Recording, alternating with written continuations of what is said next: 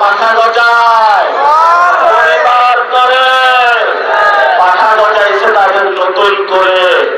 আমরা বলবো যে পিপিলিকার পাখা গজাইছে গত 53 বছরে, অনেক পাখা আমরা দেখেছি। আপনারা ইতিহাস থেকে শিক্ষা নিন। আমাদের উপরে যে হামলাগুলো হলো, তারেক রহমানের প্রত্যক্ষ মদতে হামলা হয়েছে।